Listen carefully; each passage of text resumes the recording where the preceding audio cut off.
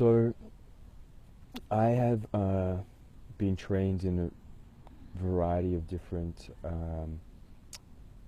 like modern psychotherapeutic systems, as well as some very ancient druidic and esoteric and shamanic traditions as well. And the beautiful thing about those traditions is that they have taught me how to receive direct teachings from nature itself, which is partly what I've been kind of sharing over the past weekish, in the ways that I'm allowed to kind of share. There's some things that I don't feel like I have permission to do that, because I'm still kind of, I'm always learning and integrating things, but yeah, I feel like there needs to be a certain level of qualification, not in the sense of like I get a piece of paper, but I'm like, I have invested a certain level of time and energy and resources of myself to have a certain level of skill and understanding to feel capable, where it's, I'm not just kind of sharing knowledge, but I'm actually sharing kind of my own personal wisdom. And I feel like you feel that.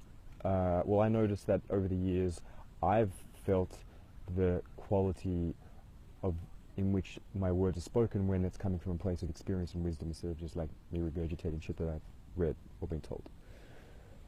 But I do that sometimes as well because it's relevant. Anyway, so these teachings kind of divided nature up into kingdoms, which is what science has done as well, but they've divided it up into 7 kingdoms: mineral, plant, fungi, animal, and then the 3 different bacteria. The traditions that I was trained in were just divided up into 3, and animal, plants, and minerals. And that what actually, the way they function, which is very difficult to verify these, this kind of thing, because I think maybe science eventually may do that, but at the moment they don't really have the technology to really think. So it's just kind of, I'm going from my own experience, but my experience was also influenced by teachings. And so there are currently, and still and always have been, these archetypical, morphogenic templates or blueprints of information that exist on a subtle, mythical, energetic level. And that what nature does is she manifests these templates of information through her kingdoms in different expressions. So with the minerals, the mineral kingdom or the crystal kingdom, she will communicate the particular information through a stone through its journey, in the way in which it's formed and birthed into creation. So for example, that of Larimar as a crystal, which is like born of a volcano, flies through the sky, lands in the ocean, and settles in the earth, settles in the sand. Like you could translate that to mean like, oh, it has full, or it just has a relationship with all the elements and teaches elemental balance and mastery. But then also, because of its violent eruption, it can offer the wisdom on how to perceive, say, childhood trauma as a necessary ingredient in their life for them to exist, to be who they are. And then you have, so you can see how like through its journey, it's kind of like communicating that on an acoustic level in its song, in its inaudible song that it's singing, but also through its geometric code and its kind of vibrational frequency that it's emitting as a result of the colors that it's basically generated as it's kind of grown and formed through the earth under time and pressure and space. It's absorbed the minerals in the environment as well. So it's communicating on a variety of different levels. Then you have the plant kingdom, which is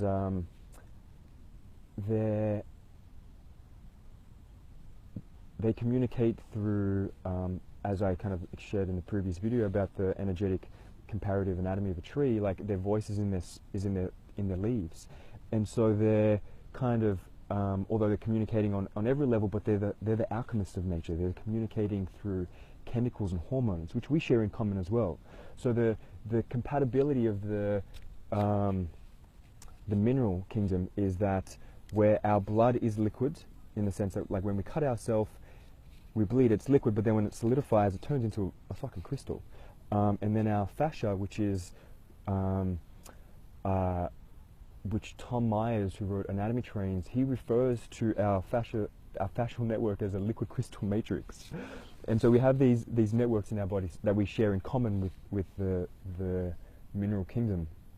And then we also have tubes and channels and a nervous system and fascia that we share, and chemicals and hormones that we share in common with as well as the energetic anatomy that I've explained in previous videos with plants as well.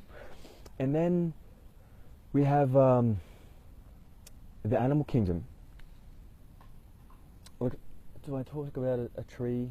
Like, okay, so the tea tree is its message, or one of its messages, is letting go. And you can see, as I explained in the past, that its heart is its bark.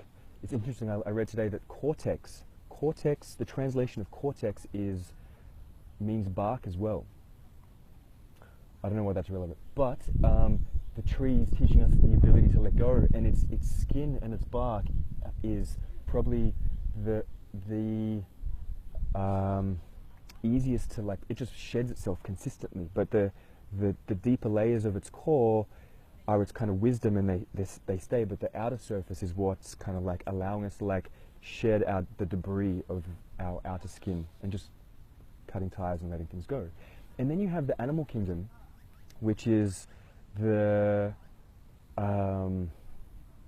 which one of my teachers, Simon Thakur, talks about in his ancestral movement kind of concept, how he's using science to reveal the kind of the comparative anatomy of most mammals on the planet and sentient beings, and how not only do we share body parts, bones, skeletons, organs that just kind of vary in size and structure, and a nervous system, but we actually can move like these creatures, and it's a practice that has been done in every traditional culture for thousands of years, but has kind of like Western people don't really do it anymore, and I believe that has a huge impact on the sense of disconnection to ourselves and the natural world, because we're not doing these ritualistic practices that allow us to feel and embody these creatures. And so kind of Simon keeps it fairly sciencey. I tend to like take things a bit woo-woo and feel like these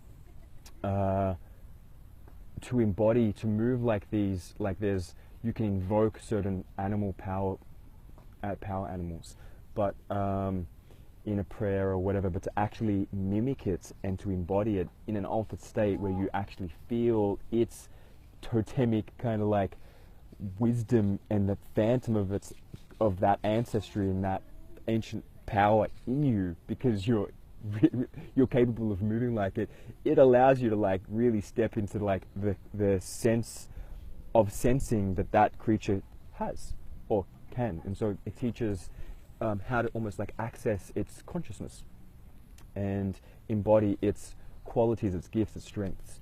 And so yeah, this is a long video, but it's kind of like I can't just stop and start these things. Anyway, that's the way of communicating, ways of looking at nature as a therapeutic tool where you can interact with it in a way that it can transmit its wisdom and teachings direct through mimicking and imitating these creatures, holding the leaves and listening to the voice and the song, and like actually looking at how a tree grows, and then actually feeling yourself as a crystal with physical stones, and not just looking at them as woo-woo kind of pretty aesthetic things, but actually very ancient. Like all of them, no one kingdom's more superior than the other. They're all they're just different, and they're all relevant, and we need to have a relationship with each one. That's my opinion. Bye.